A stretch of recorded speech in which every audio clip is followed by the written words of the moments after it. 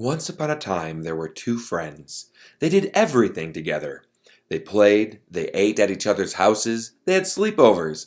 They even dressed alike and had a secret signal for one another. They were inseparable. As they grew older, they vowed that they would always be there for each other, that each would always have the other one's back. Through the years, their lives took them in different directions, and yet their friendship remained. One became a lawyer and then a judge. The other made poorer choices and eventually got arrested. When the time came for him to go to court on his charges, he was brought before his lifelong friend. Aha! He thought. Now is when my friend will save me. It's time for him to be there for me and have my back. Surely he will set me free.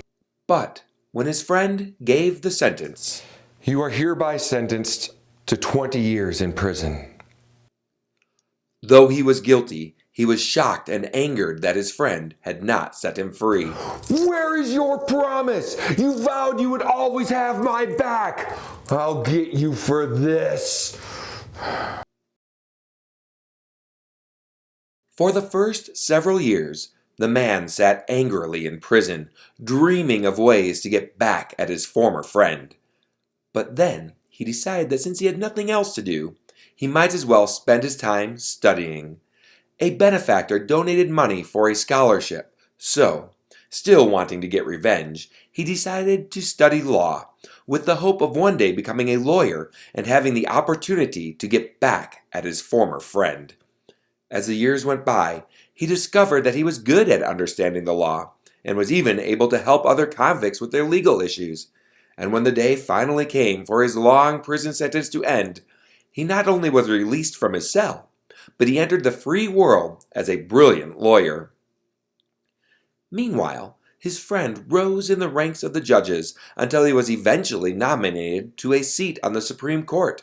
Believing this was his opportunity for vengeance, the former prisoner decided to show up at the confirmation hearing to reveal to the world that this esteemed judge had an ex-convict for a friend and that he had treated him unfairly. He expected that his former friend would be unhappy to see him, but was surprised when the judge gave him a smile and his secret signal. No matter. He thought. The fact that he suspects nothing will make my plan even easier and sweeter. As he got ready to testify, the judge spoke up. My friend, I am so happy to see you here today. Ladies and gentlemen, the man who is about to speak is my oldest friend, and the reason that I studied the law. I had seen the choices he was making and knew he would get into trouble someday. At first, I thought I could help him by being a lawyer, but it wasn't until after I became a judge that I finally received my opportunity. The crime he was convicted of called for him to spend the rest of his life in prison. But because of my studies, I discovered a loophole that allowed me to only sentence him to 20 years.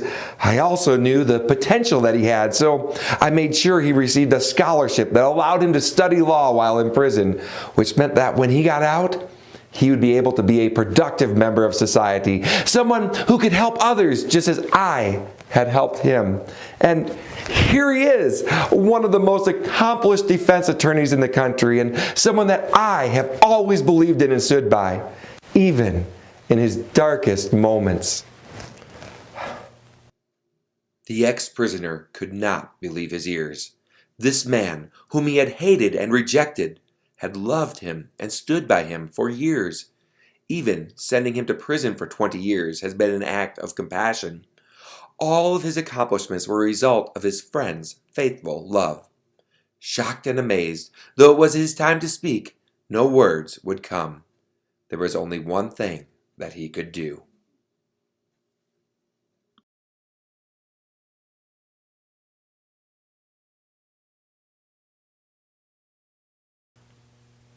Hi there, hello. You're watching Base Camp.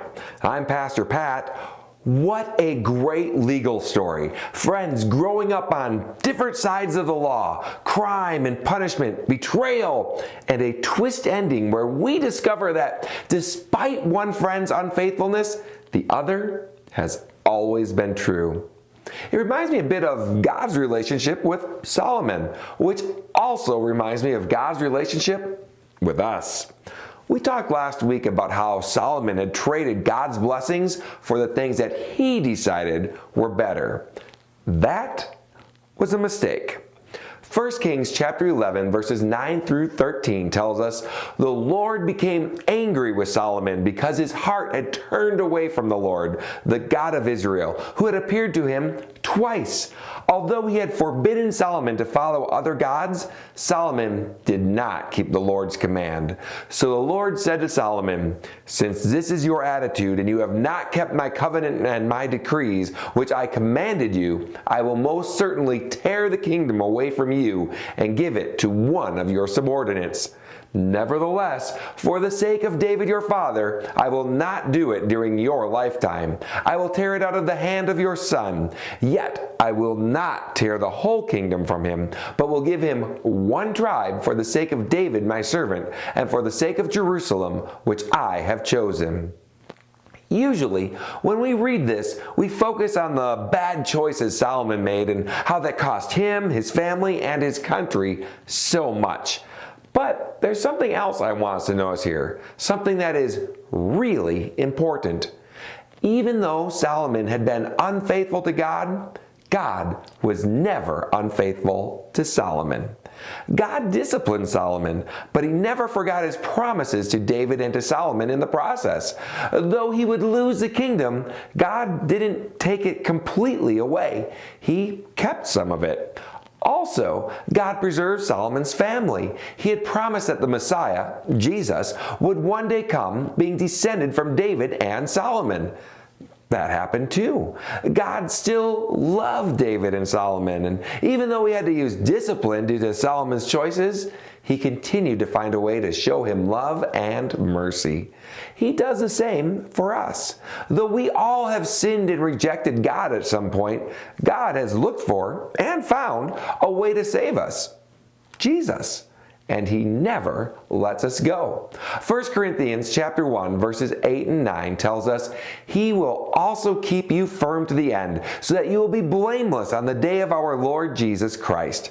God is faithful, who has called you into fellowship with his Son, Jesus Christ our Lord." We all do wrong things. We are all unfaithful to God at times, but he is never unfaithful to us. Yes, he may have to discipline us, but that is always done out of love and with the goal of growing us and helping us to improve. Sometimes we may be like the man in the story, having done wrong, perhaps angry and bitter, but God's love is still there for you and still active in your life.